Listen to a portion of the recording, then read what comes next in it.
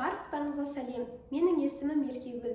Мен сіздерге бүгін ИП ашу және оның салық режимін дұрыс таңдау туралы айтқым келеді. Егер сіз өзіңіздің ИП-ңізді ашқыңыз келсе, немесе өзіңіздің ИП-ңізді өзіңіз жүргізгіңіз келсе, қазір түсірілетін видео сіз үшін өте пайдалы болады. ИП ашу қазір өте оңай, бұрынғыдай цон-ға немесе налоговый комитетке барудан қажет жоқ. Қазір ИП-ны сіздер Каспий приложениесі арқылы, немесе e-лицензия сайты арқылы, немесе e-салық бизнес приложениесін өздеріңізге жүктеп, сол арқылы ИП ашуға болады. ИП ашу өте оңай болғанымен, оның салықтық режимін таңдау өте маңызды болып есептелінеді. Өйткені сіздер салықтық режимді дұрыс таңдамасаңыздар, келесі тапсырылатын отчеттарыңызды қате болып кетуі әбден мүмкін. Негізі салық режимінің бірнеше түрлері бар. Қазір мен қысқаша оларға тоқталамын және ең пайдалы маңызды ақпараттарды айтып өтемін. Ең бірінші режим ол бізде общий установленный порядок. Мұндағы салықтық ставка 10% құрайды. Оны есептеу үшін доходтан расходты алып тастайсыздар және оны 10%-ға көбейтесіздер. Тапсырылатын декларация ол 220 форма және 200 форма. Лимит жоқ, қандай оборот болса да сізге ешқандай шектеу қоймайды. Келесі бізде фиксированный вычет. Мұндағы салықтық ставка 10% құрайды, бірақ общий установленный режиммен екеуінің айырмашылығы, мұнда сіз доходтан бірден 30% алып тастайсыздар және одан өздеріңіз расходтарыңызды алып тастайсыздар. Содан шыққан сумманы сіздер 10%-ге көбейтесіздер. Мұнда сіздер тапсырылатын декларация ол 912 форма. Мұнда лимит бар. Сіздер жылына 114-184 МРП-дан, яғни айлық есептік көрсеткіштен аспауларыңыз керек. Қазір 2020 жылы бір айлық көрсеткіш бір МРП ол 3450 теңге, яғни 3450-ді 114-184 МРП-ға көбейтесіздер. Шамамен бұл 497 миллион теңгеден аспау керек, яғни сіздерде. Келесі бізде розничный налог. Мұндағы салықтық ставка ол 6% құрайды. Тапсырылатын декларация ол 913 форма. Лимит жоқ, бірақ мұнда ескеретін жағдай, бұл розничный налогты қазір тек общепитиялар, яғни ресторан, кафе бизнесіндегі адамдар ғана бұл режимді қолдана алады. Келесі бізде барлығымыз білетін упрощенка, яғни упрощенный режим. Мұндағы салықтық ставка 3% ғана құрайды.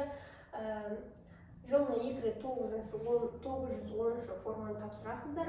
Мұнда лимит бар, яғни сіздегі жарты жылдық оборот 24.038 МРП-дан аспау керек, яғни шамамен 82 миллионнан аспау керек. Келесі бізде патент. Патентте салықтық ставка упрощенкадан ғана төмен. Мұнда небәрі 1% құрайды. Тапсырылатын декларация сізде 911 форма. Лимит бар, ол 3528 МРП-ны құрайды. Патенттің упрощенкадан ең басты айырмашылығы, мұнда сіз тек қана услугамен айналысасыз. Ол услуганың негізі 32 түрі бар. Мен оны Инстаграмға жазып кеткем.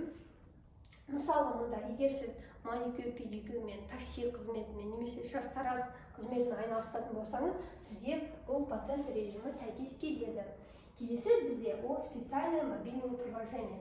Ол патентке өте ұқсас болып есептелінеді. Мұнда да салықтық ставка 1% құрайды. Және лимит бізде жылына 3528 МРП, яғни 82 миллионнан аспау керек. Тек қана услуганы қолдана аласыз. Мобильное приложение мен специальное мобильное приложение патенттің айырмашылығы. Патентті сіз бірден өзіңіздің оборотыңыз көрсетіп, одан алдын ала 1% төлесеңіз, ал мобильное приложение сіздер по факту оны 1% төлейсіздер. Мобильное специальное приложение бұл енді ИП ашып жатқан адамдар өте ыңғайлы. Себебі бұл режимді қолдану үшін сіздер e-салық бизнес қосымшасын, яғни приложениесін өздеріңіз жүктеп аласыздар. Содан ИП ашасыздар және жыл сайын, әр жарты жыл сайын сізге отчет тапсырып, офисқа баруды қажет жоқ, себебі бұл приложение сізге отчетты өзі тапсырады және ең бастысы чекті де өзі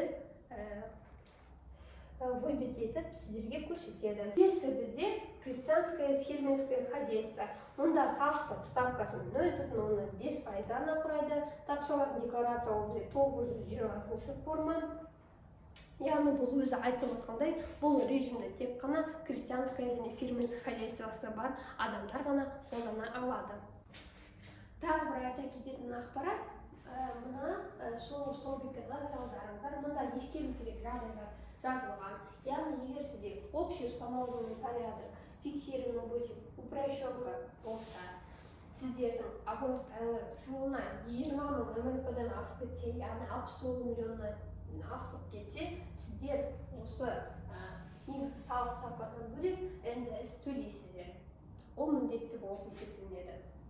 Сонымен мен бүгін сіздерге салық режимінің барлық түрлері бойынша қысқа бірақ маңызды ақпаратпен бөлістім. Қандай салық режимін таңдасаңыздар да өздеріңіз білесіздер.